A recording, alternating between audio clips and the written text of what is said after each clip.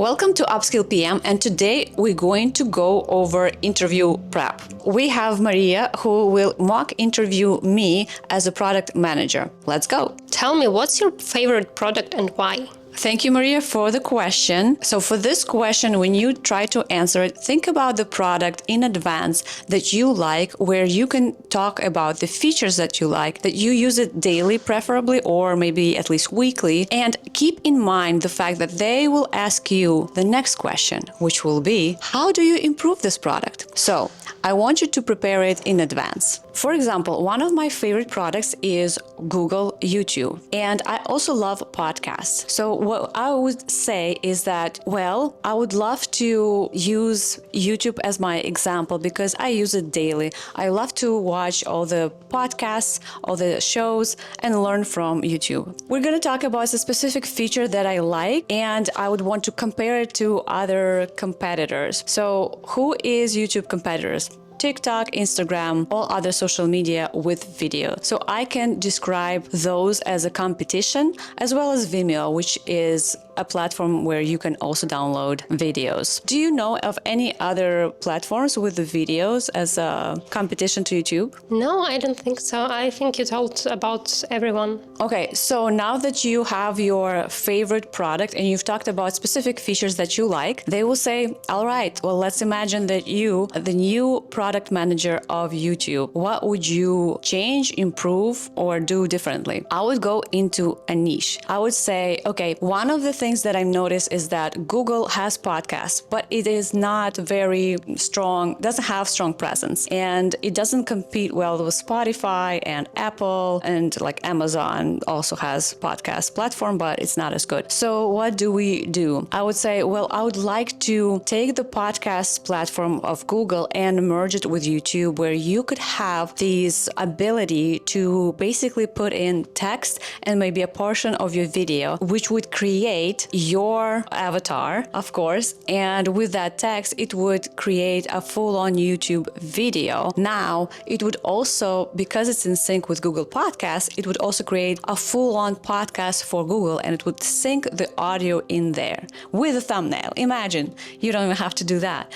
Anyway, so I would kind of go deep into the way how I would merge different products of Google together with YouTube and improve the entire ecosystem. And this is how you usually win. You go into the niche, you don't have to worry about the entire YouTube because it has a lot of functionalities, but pick one and see where you can use other products from Google. Ellie, what do you do if you miss deadlines? Yes, that is a very popular question. And whether you're a project manager or product manager, you will get that type of question. Now, what you want to do about this question is talk about the fact that there is a pre-planning that you usually do as a professional. So you already expect these missed deadlines anyway. So it's not a really big surprise. And you focus your answer on the fact that you're going to communicate it well with stakeholders. So it's not going to be a surprise to anybody. These stakeholders will be already aware that there's a possibility of missed dates by X amount of days or weeks, etc. What we usually say is that as we plan a project within a product or whatnot, we usually have deadlines for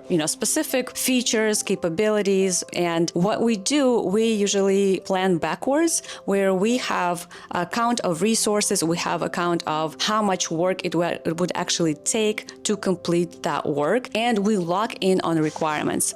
If any of these three change, then it will affect the dates. So if you suddenly have fewer resources, then it will affect the deadline. If you suddenly have a change of requirements by stakeholders, first of all, try not to change it. But if it's a trade-off, if they are really in need of a change, then they need to know that the deadlines are going to be different. What we usually do is we try to avoid it at all costs, because this is why we use iterations and sprints, so that if in case we have this situation, we deliver small pieces of features, and this way we can keep moving and improving. So you basically usually have a plan A, a plan B, and a plan C, and all you have to do, other than making sure that the project moves along and team delivers on their pieces, you also need to, in parallel, communicate to stakeholders the reality of the situation. Try not to hide anything, because otherwise it will be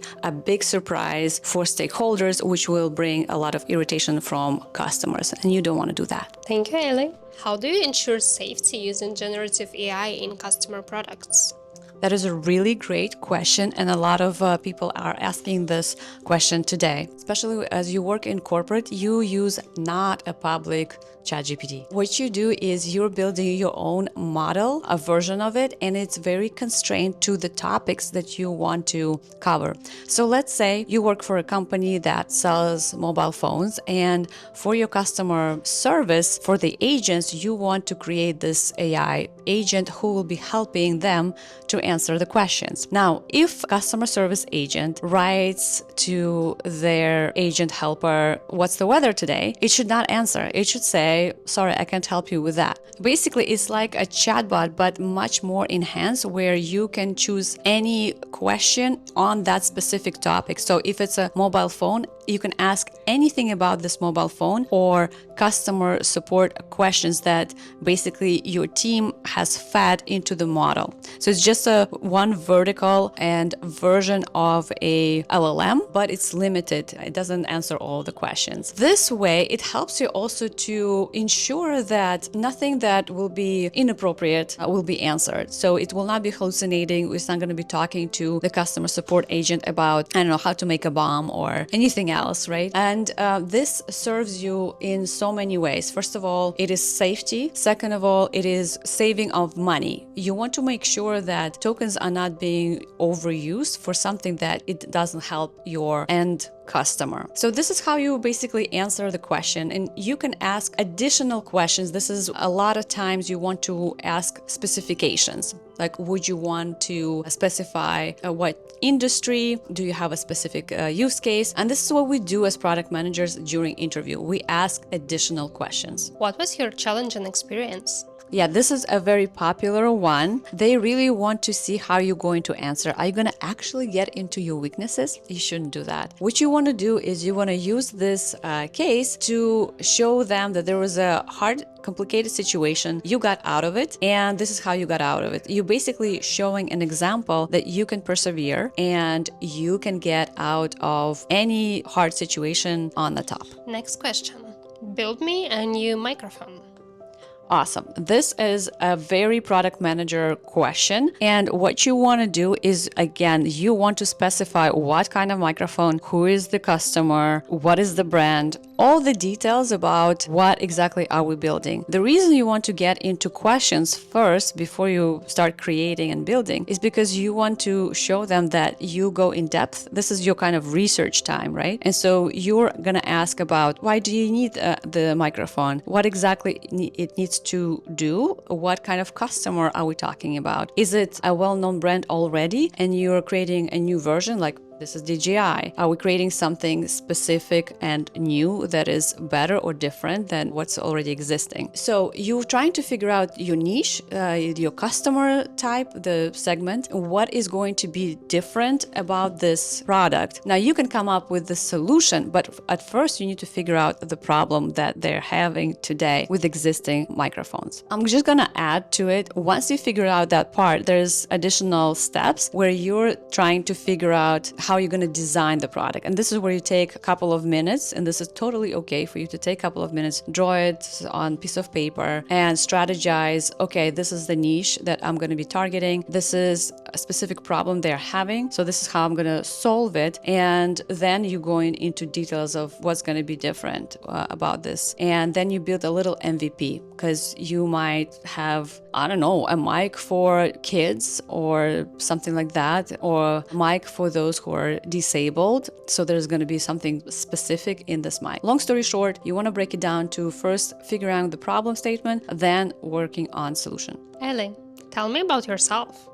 Yes, this is the question that we usually start the interview with. And a lot of rookie mistakes are being made when, especially you are a junior, you go into the full story of your life. I was born in Ukraine, I worked here, I studied there, and then I worked here, and then I moved there. This is a waste of your time and theirs as well. You want to tell a very interesting story and you want to get them interested to learn more. Hence, what you're going to do, you're going to do a summary. For example, what I'm going to say is, Maria, thank you for asking. Well, I've been in product management for the last 12 years, and I came into product management from project management. This is where I really enjoyed to build new products, and I realized that product is my thing. One of the reasons I chose project is because I like to be able to change different industries and learn a lot and go in depth into each of the products. And this is where you can stop. You don't have to tell more. They will ask additional questions because you gave them very little but high level. That's all we have for today. Subscribe and look for our next videos. Leave a comment, interview down below, and we will send you a PDF with all the most popular questions.